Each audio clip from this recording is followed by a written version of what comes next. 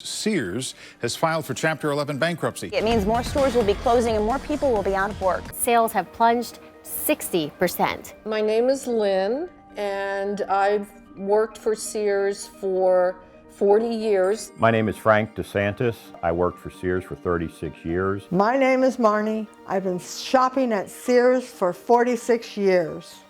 Sears has been an American retail staple since 1886.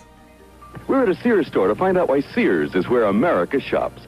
But over the last few decades, there have been some key steps that have dramatically contributed to the downfall of Sears. We're going to walk you through 5 of them.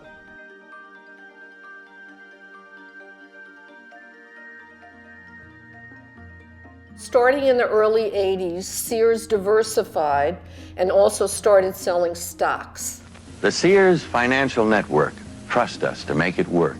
It didn't work because if you think about who the core customer was for Sears at the time, they didn't have hundreds of thousands or even tens of thousands of dollars to actually invest. I can really relate to not buying stocks in Sears. One of the reasons why I was a Sears customer is because I didn't have a lot of money. At that time I was a single mom and just starting out on my own. So beyond buying my bargain, that's all I could afford. Number 2 of why it didn't really work was it took the focus of the senior executives off of the core business, which was retailing. Unfortunately, financial analysts really did not know how to analyze the company's performance.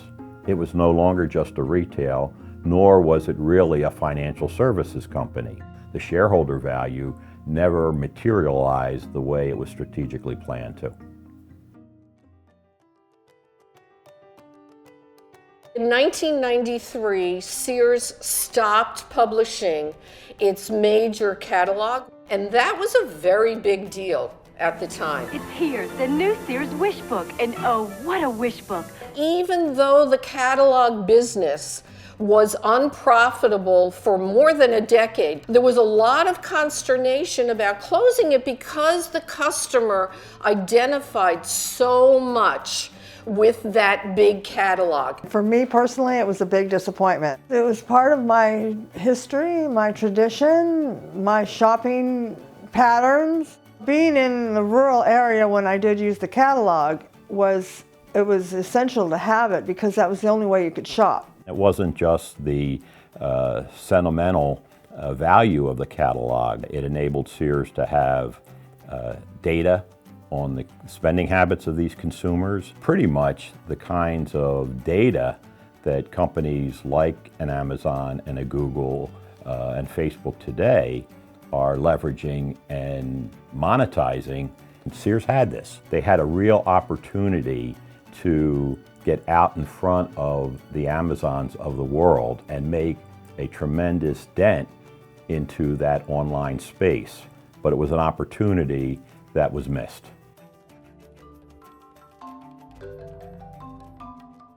In the early 90s, Sears was going through another transition. The softer side of Sears was a very successful marketing campaign. You'll be the first place. I'll always try, 'cause hardware now has a softer side. Come see the softer side of Sears. The reason it was so unique at the time is because it directly appealed to the female shopper. And originally, that softer side campaign did boost revenues. But what was also going on in the 90s was specialty stores. Think about the Gap in the 90s. It was so cool to say, oh yeah, I bought my jeans at the Gap. So how many people do you know that thought it was hip and cool to say, oh, I bought my dress at Sears Roebuck and Company? Not very many, unfortunately. Consumers didn't want to be buying something that they knew the whole world was going to buy. It's a merger of two venerable but vulnerable retailers. The $11 billion deal between Sears and Kmart brings together two of the oldest and, more recently, two of the more troubled retailers in America. The strategy became one of how do we get off the mall and have more locations to sell our key brands. Some of the limiting factors were that the Kmart locations weren't necessarily the types of locations that Sears ideally would have gone to. Sears customer had a higher income level than a Kmart customer. So you couldn't sell the same products at Sears as you could at Kmart. The products at Kmart didn't last as long as the stuff at Sears, so that's what confused me. Kmart did not represent to me long-lasting, good quality stuff. In 2013, Eddie Lampert officially became the CEO of Sears Holdings. In my opinion, that was not a milestone. He was clearly in charge of the corporation starting in 2005. Sears Roebuck had continued to decline. It wasn't doing well. Parent company of Sears and Kmart said today it will close between 100 and 120 stores. There are rumors of Sears going into bankruptcy. There was a dramatic cultural shift. Decisions were being prescribed from above without consideration for local needs, consumer wants. So there was a lot of fast turnover throughout all of the levels. But because of that turnover, every time there was a fresh face, it felt like there was a new strategy. Unfortunately, no one was there long enough to actually see the strategy through. When you're trying to be profitable and you're not, the risk you run is you start making cuts into areas that directly impact the customer. So I think the result was that their stores were a shadow of what they once were.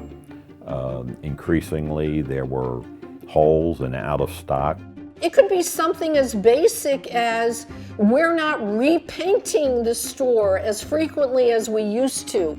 We got further and further away from what our core business was. We were still a retailer, but we were no longer thinking like merchants. A lot of the things we've talked about today are opportunities and strategies that were taken, but I think the missed opportunities were the ones that caused us to be where we are today. I look at Amazon today and see how it has changed the consumer's behavior, and I can't help but wonder, what if Sears had been able to take advantage of the information it had on consumers from the catalog and transitioned it to the online. Sears has really diminished in my eyes. It used to be really big and the place to go to for whatever you needed. And that has lessened over the years to where it's just another store.